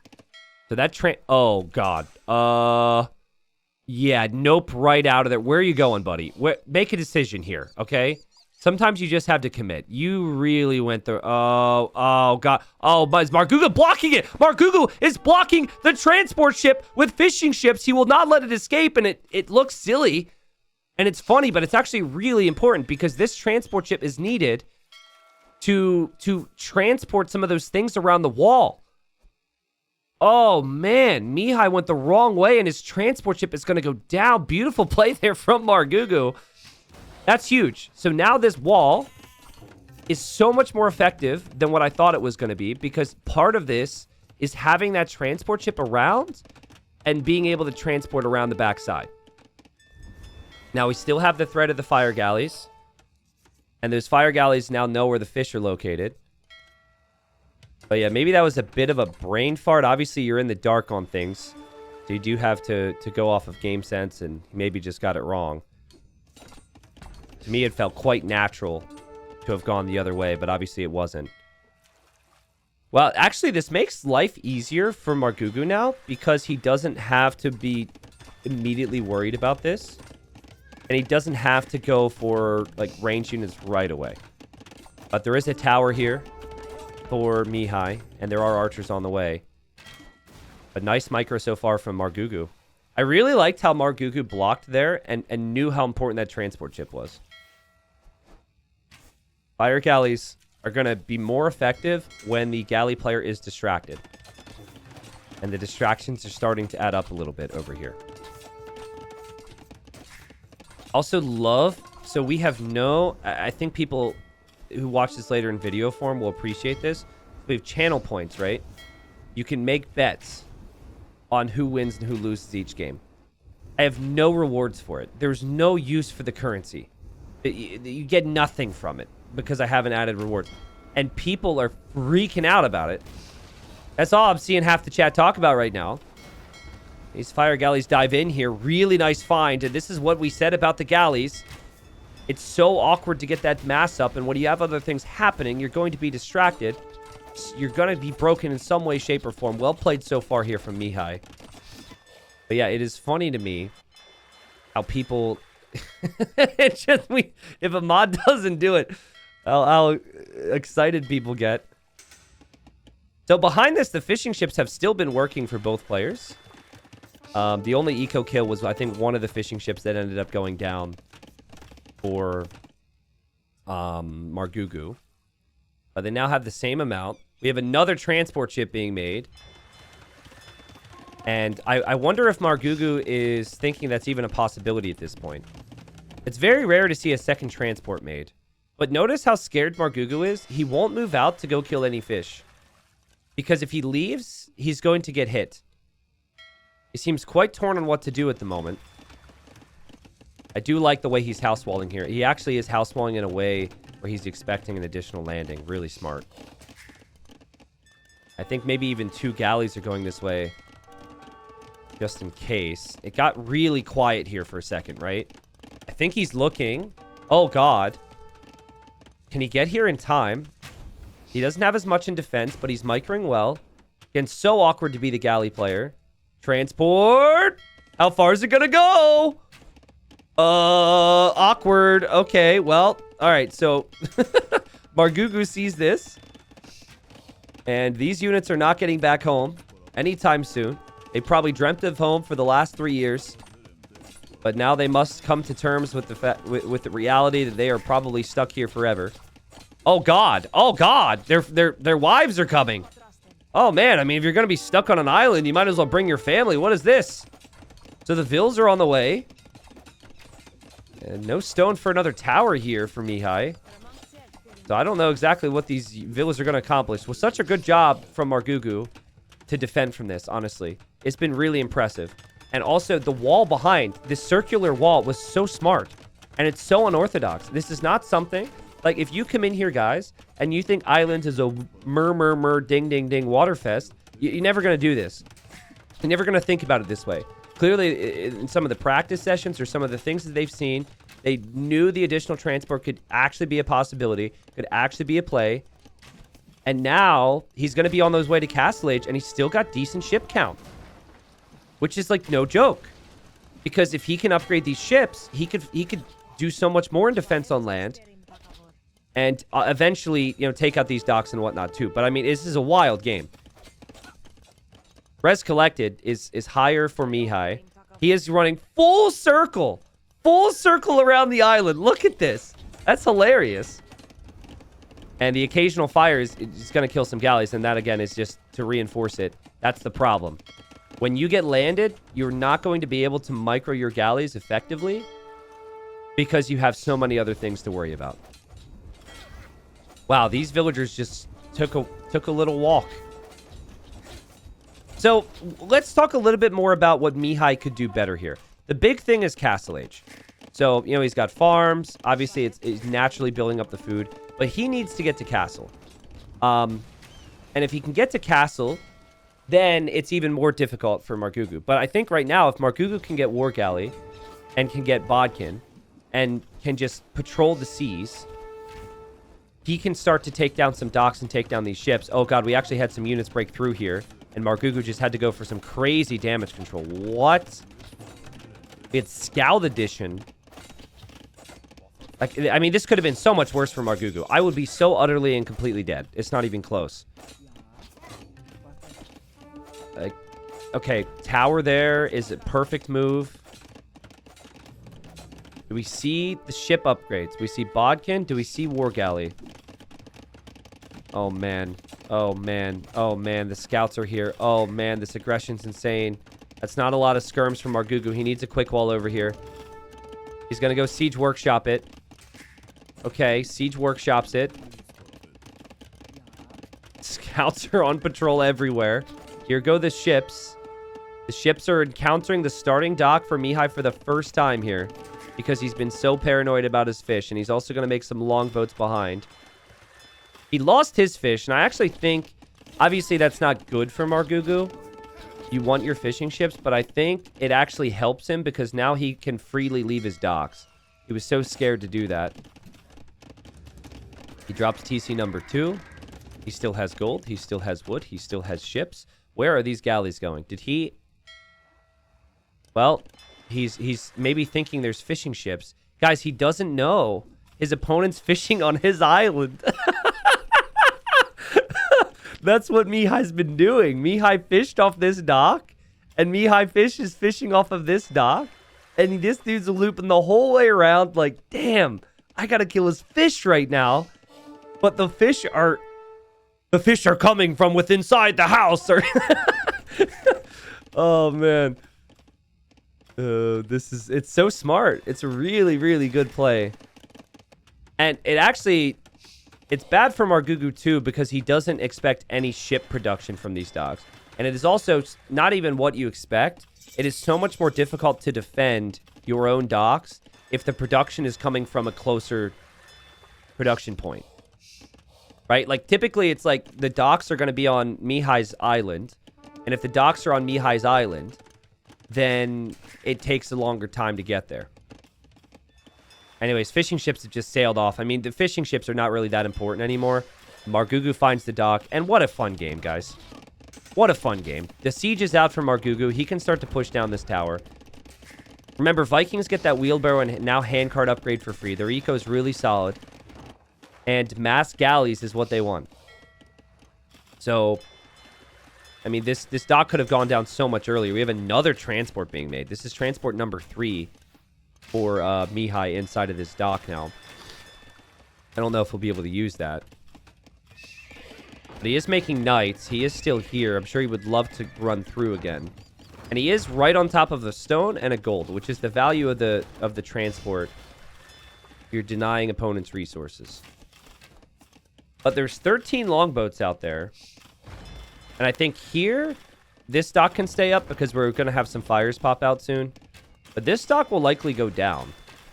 And Mihai is hoping to just kind of invest very little on water and take this game to imp now. And I'm sure that Margougou is distracted right now because there's knights and there's archers headed this way. He's also on this dock too. And yeah, again, another example of what happens when you're going fires against galleys and the game is messy. If those knights break through, they're going to run through and they'll gladly go back here. But again, Margougou defends. And Margougou drops a TC here. That is a rough TC to drop, in all honesty. He wants to just get the third one down. Docks have been taken out. So Mihai can't produce that much navy right now. A beautiful defense from Margougou. This would be an epic hold from him if he can win this. And what you do here, guys... Well, you hope the knights don't run underneath your TC, first off. This could be bad. But the goal is a castle here to clear this up, and then eventually the Imperial Age. Ooh, the knights. There's no monks. Where are they headed? They're looking for siege. He was never expecting there to be a TC there. The TC will actually weaken these knights. Attack grounds, maybe? Yep. And clearly there's some distractions here. And that doesn't happen. And also this doesn't happen too. Look at the longbow count. Longbow count is looking really nice. And navy, which is so important on this map, really starting to pay off. Also, a wall here from Margougou means the archers can't really advance away from this. How has Margougou survived this? Super impressive. There's still vills from the enemy on his island, though. And look at the resources collected here. Resources collected is nuts. It is 18,500 resources collected. Big shot, big shot, big shot. No, not a big shot. Sorry. Big shot. Decent shot. Big shot. Not a big shot. Big shot. TC. Okay, anyways. 18,500 resources. Now 19,000 resources collected here from the Armenian player. And then 17k resources for Margougou. Margougou does not have the resources for Imp. But what are you going to make with your resources at this stage? You're probably not going to make anything here anymore. You're going to go water. And so I think that Margougou has a lot of time with the amount of ships that he has. He should be able to patrol the shoreline. Oh, look at this. Is he really getting a relic? That is smart. Before the going gets too rough, get as many relics as possible. And the relics, we added more relics to the neutral islands here on this version of islands because we really want the players who have control to be able to benefit a bit more in the late game. And remember, the Armenians also get a relic for free when they build their fortified church. So it's going to be the 2 on the starting island, plus the free one, plus the one that he just collected. So he'll have 4 relics, which is really strong. And now he's on his way to him. All right, so big moment in this game. We also have transport ships from Margougou. God, it makes me so happy they're snacking these relics. It's so smart. And we've seen so many players not do it. But okay, important part of this game because there's going to be a castle on the shoreline. So Mihai's able to dock. But you can't build the castle too close because the longboats will kill you. But you can't build the castle too far because then the longboats will deny the docks. Food count is going up right now for Margougou. He's adding more farms, but there's still presence here from the enemy. And the vills are still there, and knights can always come out, and it's just an awkward spot to be in. And okay, there's the castle. See, this is a good choice. Because right now, Margougou's not patrolling on that side. If he was patrolling, he could have maybe denied it. But there's a lot of surface area to cover. Guys, I think we're about to see a unique tech, which is just so insane, come in out of that castle, too. I think it's going to be this Lycian fleet upgrade. It adds range to the galleons, and it also adds extra splash damage to the demos. Now, everyone wants to see the demos. I think you have to get it for the range, right? Margougou's going to see that, and he's going to be like, no. Oh, God. Oh, God, there's monks in there with relics. Oh, God. The relic reappeared, right? Is that what happened? I just got to verify that. Okay, so yeah, monk. There's just one monk in there with the relic. Maybe it was both, actually. And the transport gets sniped, and you're going to see the relic just reappear there. So that was a nice try. Also, apparently my stream is dropping. Are we This could be bad. Guys, can you see me? Yeah, that's bad. I'm not sure exactly what happens or why it happens. Tell me if you see me again. It's the freaking monk, man. We're catching up to live time. I blame the monk. Tell F5s in chat, please, to get people to refresh. Sorry, guys. That was very weird. Maybe a squirrel got a little hungry outside. We're back. We're back in business, and we're catching up. It was right when you guys saw that monk that happened. We've got a crazy late game coming here on Islands. We're back in business. Everyone say refresh, all right? Everyone say refresh. There's the unique text, Elysian Fleet. We've got Galleon coming in as well. We're caught up to live time, and we're going to have a massive freaking naval battle. After an epic start to the game, we're going to have an epic finish. And I said in Game 1 and Game 2, I said that Game 1 and Game 2 weren't that close, but we were going to have one that was really close. And that close game could maybe end up being the one we look back at the conclusion of the series. And maybe this is it. Because the Navy count for Margougou is fantastic right now. Now, he also has a lot of army that's just kind of random. Like Scorpion, Mangonel, Skirmisher, Spearman. That contributes to it, but man. All cut up to live time. I am now live again. Sorry about that again, guys. We should be able to splice that together for YouTube. And Margougou. I mean, relic count might actually be somewhat even here as well. Heavy demos on the way. Okay, if those hit, I still can't believe this is in the game. I know they nerfed it, but like, guys, if we see a hit, you're going to know what I'm talking about. But also, perhaps the demos are too tempting. Because a lot of the times the demos don't get in close enough to hit. And if you don't get in close enough to hit, as we see heavy demo as well from Margougou, it's just a wasted investment, you know? So it is, in some ways, a risk. We'll see if it pays off. But, oh man, these navies are ridiculous. Now, love the castle from Margougou. There's still another neutral island that needs to be castled by somebody.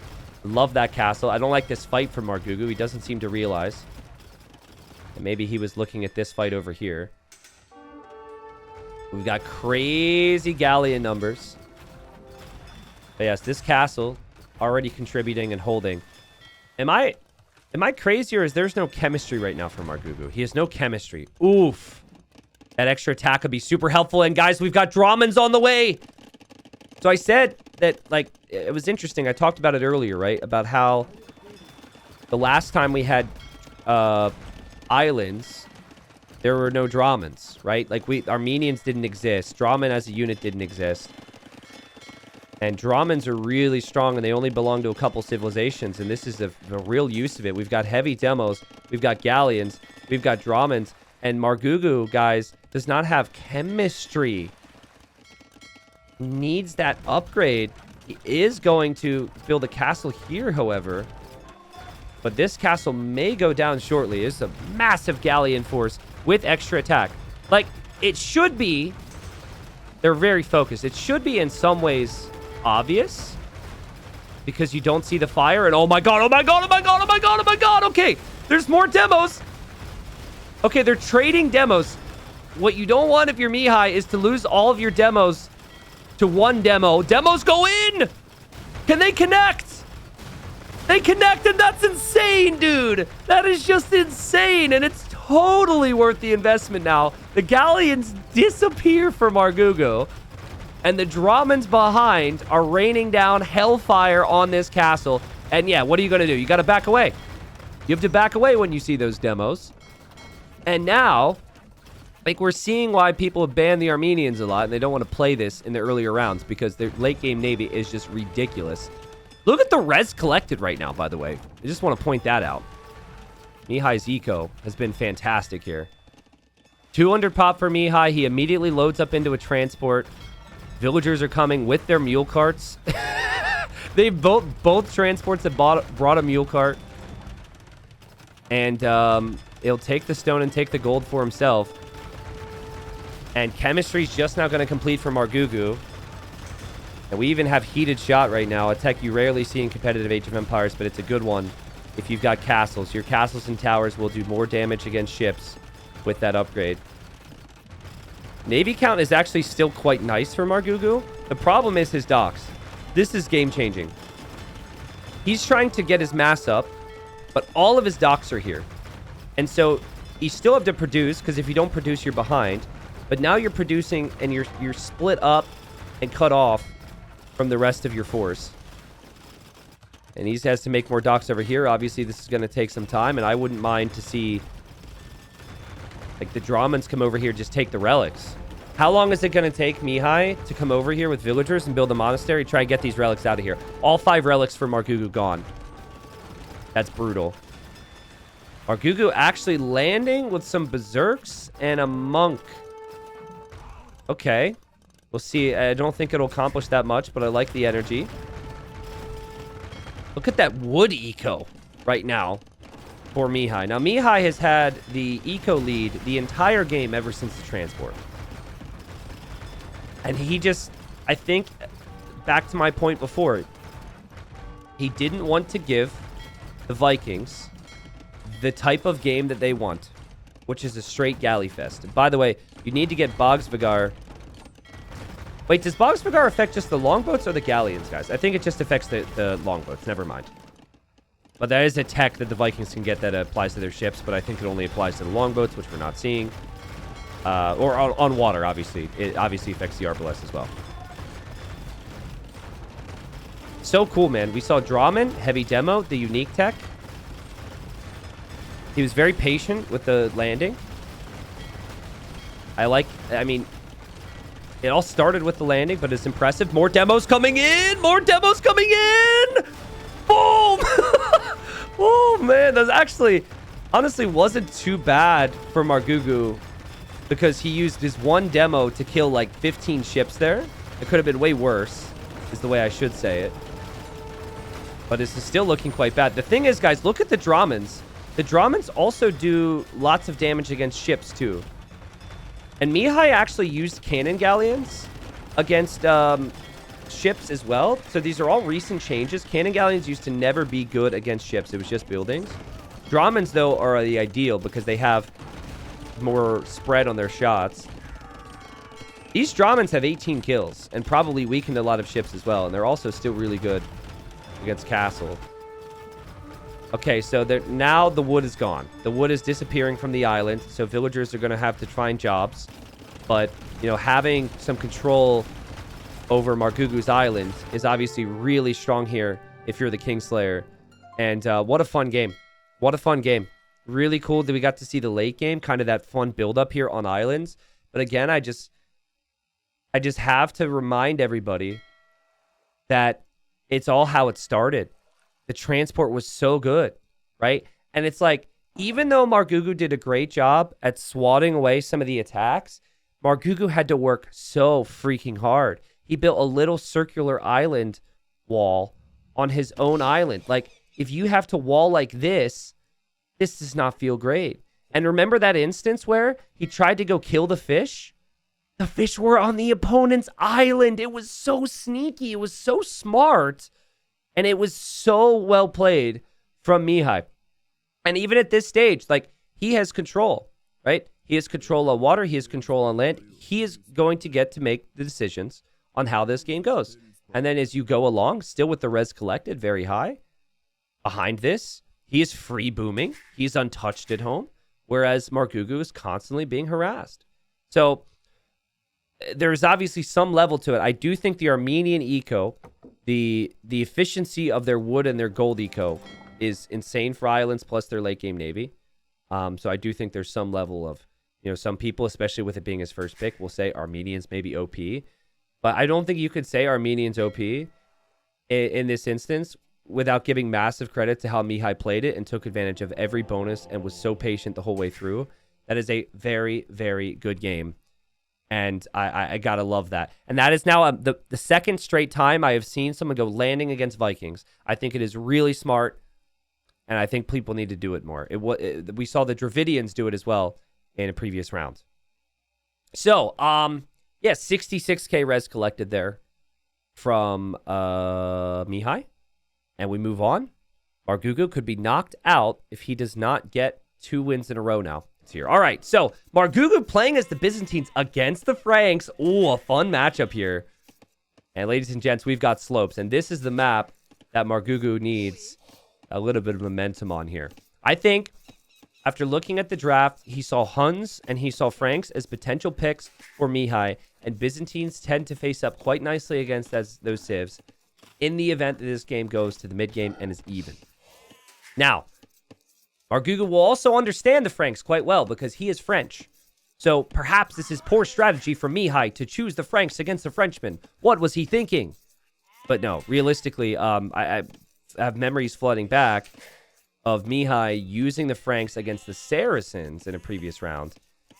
And I actually recall saying that Saracens have all these bonuses against the Franks, and then Mihai just played so smooth, had such good eco, and he ended up beating the supposedly better options anyways. So, you guys are getting used to it at this point as we're in the 3rd round, but you've got the options for resources on the sides. A lot of players don't take the risk to go out there with villagers. We'll see if these two choose to do that at all. Byzantines are a very low-risk civ, so already we just see the mill and the berries from Margougou. And he's happy to just push in some deer. And so far, the same thing has pretty much happened here for Mihai. So it's kind of interesting. He went to the right side, and he pushed in 2 deer. And now he's going to the left side, and he's pushing in some deer. Which almost makes me feel like he needed to scout something over here, and then once he did that, he's like, I can't help myself. I got to get some more of that, so. Thank you very much, Fly Guy, for the gifted subs. Thank you, Proto Man. Says, yo, T90 Hidden Cup 5 has been so hype. The island matches have been awesome. Thanks for everything you do. Yo, thank you, Proto Man. Samuelson, welcome back with the 11. We did have 3 people resub with F when my stream dropped. I think that's a new one. I have not seen multiple people resubscribe and share their messages when I go offline. Huh. Okay. Wow. All right, I'm really spoiled over here. Getting subs when I disconnect. Thank you, Cass, for the 19 months. So, when you're up against Byzantines, you never want to make it easy. And I think if you just go for scouts, they can simply add those spears. You go for archers right away. They just go for the skirms. So it really does feel like in some ways, one of the better plays against the Byzantines is man-at-arms. It means their cheap skirms and spears for the Byzantines and feudal doesn't feel quite as strong. The problem with the man-at-arms, of course, is it does also come at the expense of some of your eco. So I actually think we are going to see a build here that we've seen from Ganji and Barles, guys. This is going to be 2 militia into scouts. Watch. He's not going to go to gold. And I could fake Margougou out. What I've seen in both instances is the same thing. These people are pushing deer. They're not scouting. Because, again, they don't want to take the risk. So they push the deer, but they sacrifice the scouting, and they will see the 2 militia. They will assume it's going to be an archer follow-up and go for skirms, and then the opponent's just going to have scouts anyways. Now, I've seen every single game. Margougou's been in my chat a lot over the last few weeks, so I imagine he's probably seen a lot of these as well. But I'm really excited to see how this plays out, actually. I really like this build, and this is now the 3rd time I've seen it. Now, Mihai, he checked here, didn't see any of the deer pushed. He's checking here. He doesn't see deer, he doesn't see vills, and he wants damage. Margougou, down 2-1, walling up, terrified of some pressure that could come in. He probably thinks, if I can just wall this, I'll be okay. It's just a scout. He can match that scout with his own scout in theory, right? But behind this, the militia are coming. And look at Mihai loop. He knows Byzantines get the extra vision, and he loops around. That is so smart, man. He gets the scouting in to see what his opponent's doing. He's going to run right back to the militia. At this point, Margougou, of course, is fine. It's not that big a deal, and 2 militia might not lead to killing that much. Margougou will see the militia now, and is probably like, huh. That's interesting, but he's played good so far, defended nicely. And we actually have a spearman joining the party as well here for Mihai. So he just wants to stop the Byzantines from walling up. Sometimes this is all you can get. It's like, you're not going to get maximum damage. Sometimes you just got to make sure that life is awkward. And I would say life is awkward for Margougou right now. But you have to have perfect micro, otherwise everything's going to get killed. And then behind this, it's scouts. Yep, called it. This is a sick build. I love this build so much. This is really good. So it's interesting now because Ganji is in a best of 7 to qualify. He did this. Barles is in a best of 7 to qualify. He did this. And now Mihai, if he wins this game or wins this series, he could be in a best of 7 to qualify. And now he's now done it. So if all 3 of them qualify, then it's like, who are we even guessing in the main event? Like, what does that mean? And there's the scout. But I just love the value this has all gotten here.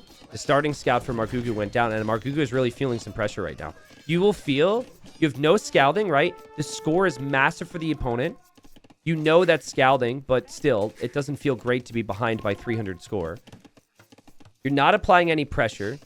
I don't know. Okay, that was just a misclick. The TC didn't fire. But it's just like, Margougou is just constantly in and out of his TC. He's got so many reactions all the time. There he's got a random villager that's getting attacked. Mihai's micro is insane.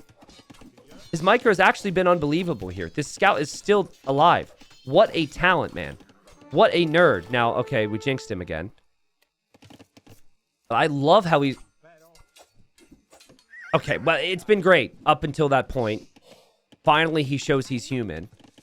And he's going to bring these other scouts over here, and who knows? Maybe he can kill more villagers, or kill a villager if he can get through. Now, behind this, we have villagers over here going to the resources, which is huge, right? Could have happened a little bit earlier in theory, but he was focusing on the micro. And Margougou has to settle his mind and say, well, we weren't broken. We're Byzantines. We weren't broken. We got our walls down. He can't do any damage now. As long as I'm still in this, I have the better civilization here. So in some ways, it's like very creative from Mihai to try and find this damage. Very smart from Mihai to try and find this damage. But also now he might be like, oh crap. I was hoping I would have even done more. But he'll wall up. Now look at Margougou's vision. Margougou is playing like some of you guys right now. Only maybe your scout went directly into the enemy town center or something. But Margougou can't see much. And Margougou is like, I know where the opponent's TC is, but I obviously have no clue what to do here. And in the end, I think he probably would run into walls. He would probably then look to the sides. And that is a lot of spearmen and skirmishers that could definitely kill Vills. So pretty smart thinking here from Mihai. And instead of staying out there, he actually just decides to come home. And those scouts now don't really have too much they can do. They can attack the skirms if the spearmen are not there. But the spearmen are obviously always going to be there. So. But the walls are pretty much completed. There's 23 berries left on that. So having to leave that's not too bad. On gold now. And this is pretty much what Mihai was able to do in his game against... shoot. I forget who he won... who he played here, actually. I remember he was Franks against Saracens. Sorry, I forget the name. It's been crazy 2.5 weeks, but it was just faster to Castle Age, and there he went Knights, boom, crossbow. He played it very well. Margougou looking around, Margougou looking for damage. It took him to the 17-minute mark to start knocking on his opponent's walls. And as many people say with the Franks, or maybe sometimes the Huns. Franks are Franks, man. Franks are Franks. Oh, his verse overtaken. Oh, yeah, that series was crazy. That was such a solid win there for Mihai. And just that eco just flying. It's not just the resources collected, but it's the timings on when you get those resources, too. These farms aren't going to reseed for a while, being the Franks, because you had the farm upgrade. The berries were utilized very nicely. And still Margougou hasn't clicked up. Margougou will click up, but he will be much later. So now the things to think about here, if you are Mihai, is where do you build your town centers? He doesn't actually see the stone of gold here or the stone or gold here, so he doesn't know which side is there. Now, usually, And I'm certain at this point it's consistent. I actually wasn't sure, but I've seen it enough times. I haven't verified, but I'm pretty sure it is. So you see how you see this gold here? You should know that if that is your opponent's gold side, that is your stone side. And obviously vice versa. So that's kind of interesting, as you could technically know what you're going to find based on what you found at your opponent's base in some way. But also, there's so much gold and stone through the middle. So I feel like the gold and stone through the middle could also be really nice. Lots more spearmen added here from Margougou. He knows there's going to be stable units out. And he hasn't broken through here yet. But he is making life awkward right now for the villagers in Mihai's base. I think we're going to see a TC here, because he keeps chopping these trees, but he's also moving out here. Interesting. Interesting, interesting. So yeah, what he did against Overtaken was 3 TCs right away, and then he went Knights, and then once there was Pikes, he went Crossbow. And sure, Frank Crossbows aren't the best, but their eco is. This is a great example of getting a big lead without actually doing that much damage with kills. Still no TC being added there. He's dropping the TC here. These villagers are still just standing there. And he's going to drop the TC there. And he even puts it right on the stone. So it actually has 2 stone TCs now. Interesting. Like have upgrade on the way. Now, Margougou, he will feel very uncomfortable moving out if he doesn't have protection. But he's protecting his vills.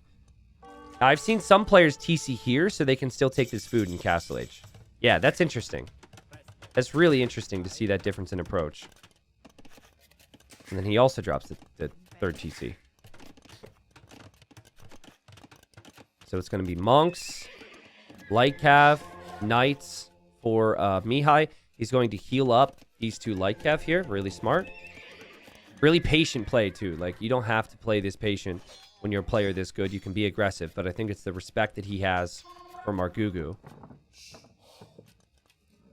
And Light Cav moving away. Now, Husbandry's on the way for Margougou, so the camels will be a bit faster. Good upgrades on the camels, too, so clearly this was his plan all along.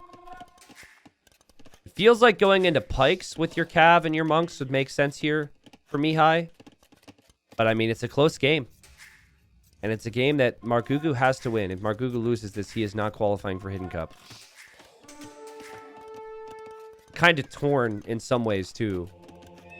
I think, you know, I want both these players to be in if they can. There isn't a world where that can actually happen. And a big engagement happens here. And the camels couldn't get anywhere near because of the monks. And these skirmishers trying to kill the monk. And these skirmishers can't kill the monk. And what a wipe.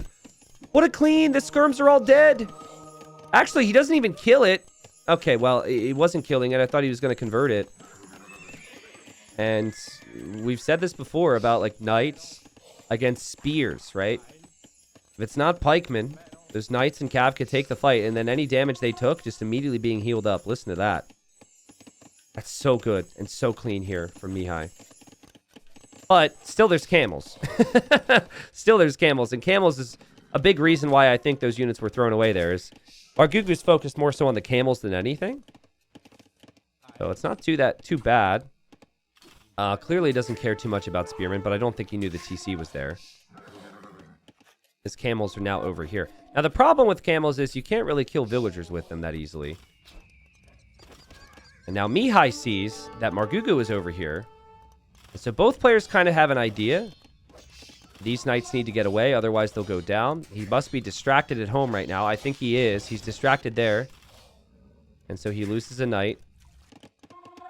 Also sent units over here to kill the spears. So he was probably looking there, looking at home. And just missed that.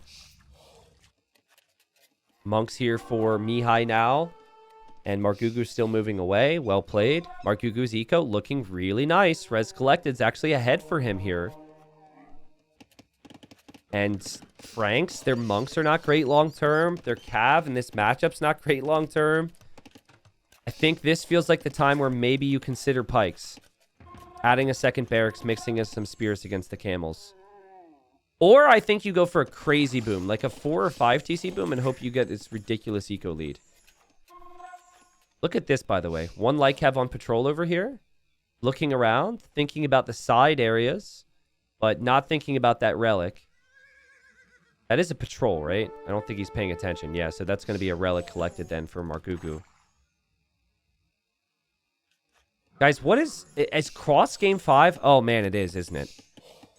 Cross game 5 it's such a crazy map. It is definitely the most difficult to play of all the maps that we've seen so far in this series. And so if we go to the 5th game on that, what a banger.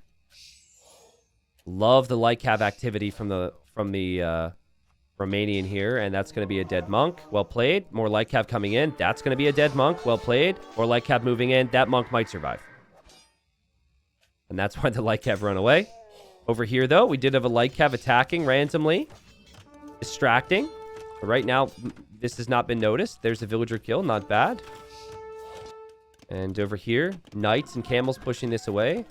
And now we start to have this, yeah, the second barracks and more pikes coming out. So it will be pike, knight, monk. There's quite a few monks here for Mihai. And those monks can convert camels. And like, the big difference here is there's no real monk killer out there right now for Margougou. But he can convert the pikes. He can convert the knights. We'll see. That is a lot of camels. Man, Byzantines also save so many resources. Like, they do not need to really have a lot of resources to make this much army. And here goes Mihai attacking the left TC. Can't be underneath TCs for too long, but this is a distraction, possibly so the main fight goes better for him. Something to remind you of is Byzantine monks heal very quickly. So if the monks are actually in the engagement too, it could be really strong. I love this. Basically, what this is an attempt to do is to pull Margougou out of position with his other army. Margougou is protecting the monks with camels still. Margougou did a great job there just to send enough. And he wants to build a castle. And Mihai wants to build a castle. And it could come down to this. And Margougou, who's always been known as a lover of monks, is going to love them here. He keeps a lot of his monks alive. He converts 3 knights there. And now will he take the fight against pikemen and other monks? Oh no! Guys, both players want to build a castle. This is insane. But I think they want very different positions with it, right? We're going to see the castle go here for Mihai. And the pikes were enough of a threat to push those camels away. And Margougou is changing his plans. It's a defensive castle for him. But, oh man, this castle could be brutal if it goes up. Mihai. Now, I don't know if he wins the fight. Because he has his own monks. The pikes may... I mean, they're going to get value. I don't know if they win the fight there. Here, certainly, this is still okay for Mihai. The castle's still going to go up for Mihai. Mihai's position is fantastic. And actually, the knights have found villagers over here. And so that's going to lead to some villager kills. And Margougou doesn't even know about this yet. And that castle could lead to many more. That TC will go down. These villagers will be exposed. What an amazing player we have here in Mihai, guys. And we've got Imp for Margougou. Classic Byzantines. Imp for Margougou, wow. And you can never count out the Byzantines if they're at 100 vills, have the faster Imp, and they already have a castle down. You just can't. I think we're going to see more castles, though.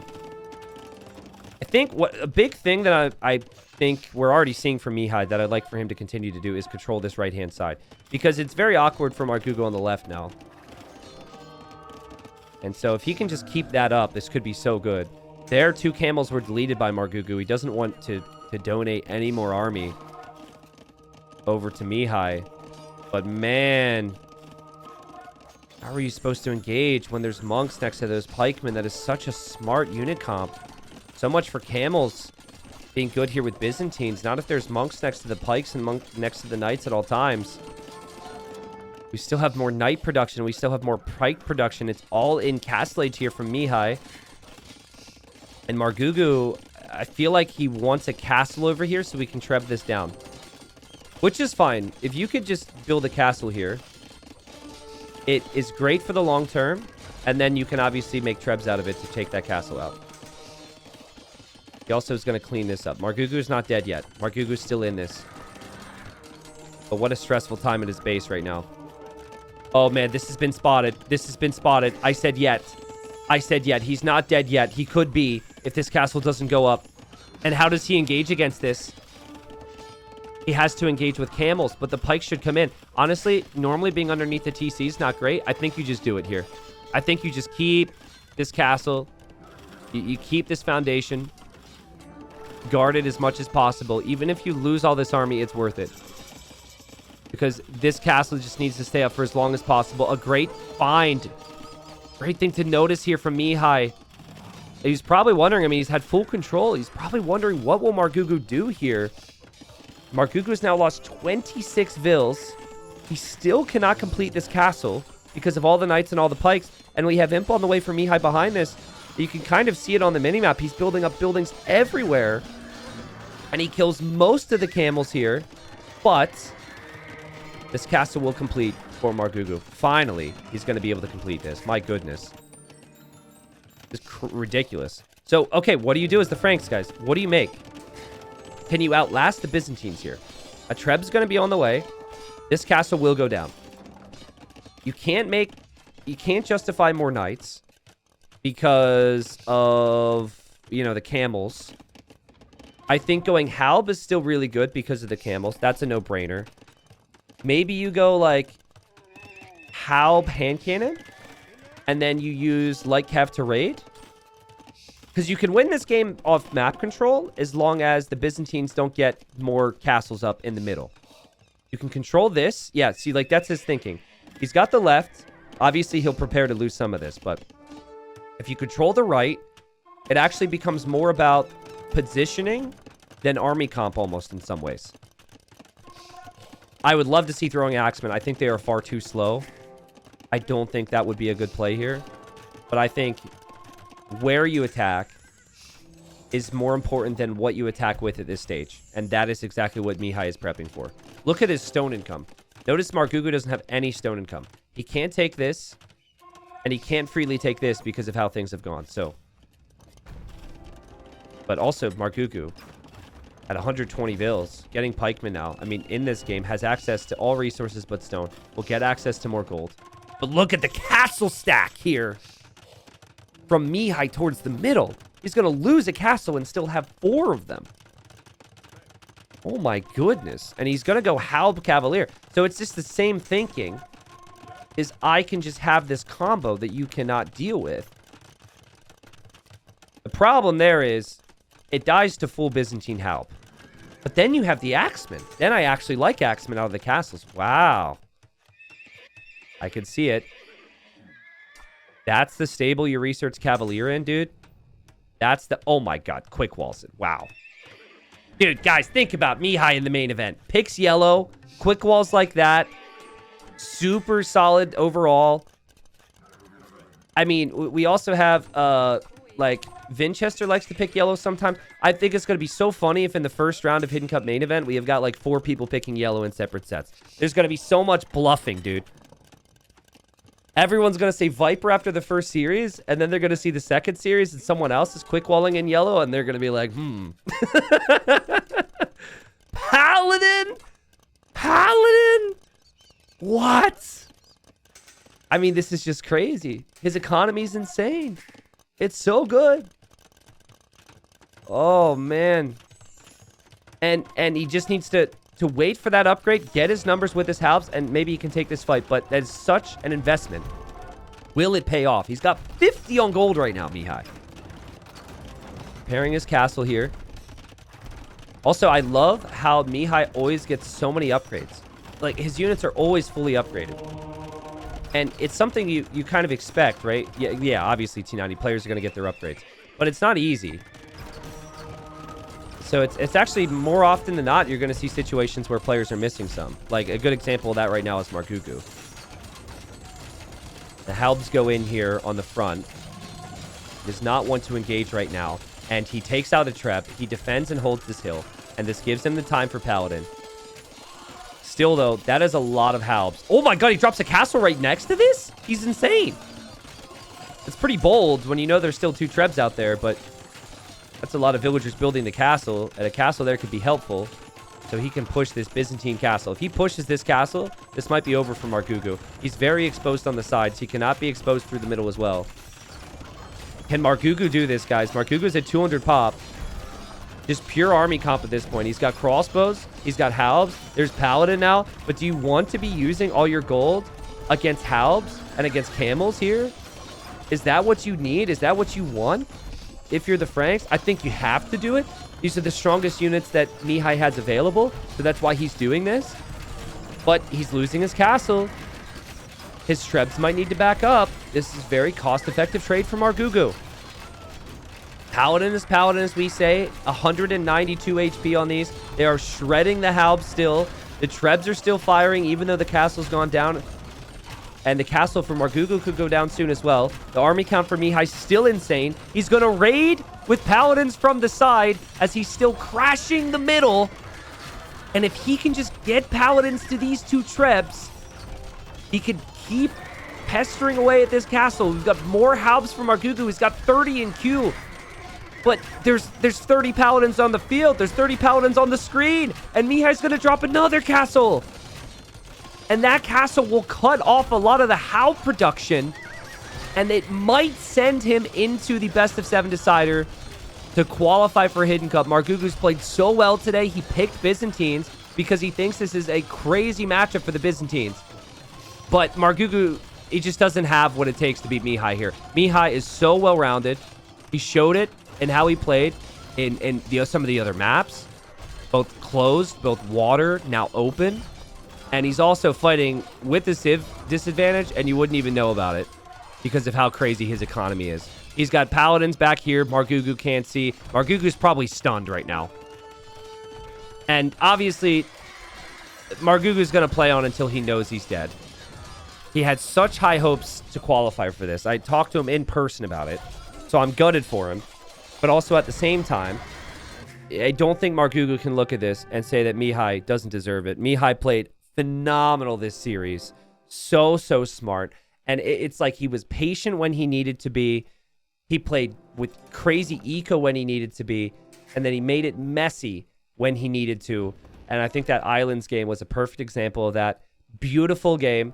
And yet again, Mihai just playing with Franks on this map and just dominating with map control and eco, even against civs that maybe with their tech tree should be better. That was so cool. He prioritized the sides.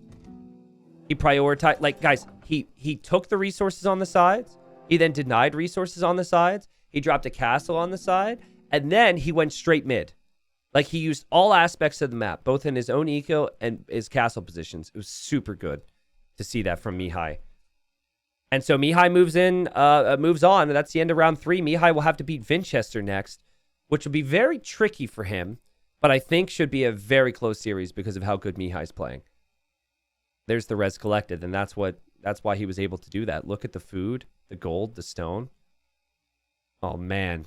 Beautiful stuff. So, we're going to dive right into it and talk about it. Obviously, salutes go out to Margougou. I know he's going to be bummed to be out, but this qualifier has been brutal, okay? So let's now talk about the bracket and what this means, because the third round is finally finished, and now it's like we're really getting down to serious business, right?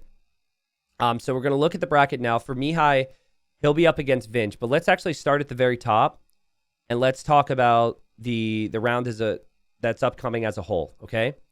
So, as many people expected, Tato Hart, qualifying match best of 7. Winner makes it into Hidden Cup 5, okay? Round 2, Vinchester Mihai, same deal. Winner becomes a Hidden Cup 5 main event player. Next series is Barles Stark. That one's crazy because I don't think anyone ever expected Stark to get here. But Stark is in a qualifying match best of 7 against Barles. Winner moves on and is in the main event of Hidden Cup. Ganji MBL, another one that was unexpected because Ganji had to upset Veleza, who I think everyone just looked at this and said probably Veleza MBL or like Veleza Kapoch. No one said Ganji. Ganji beat Veleza.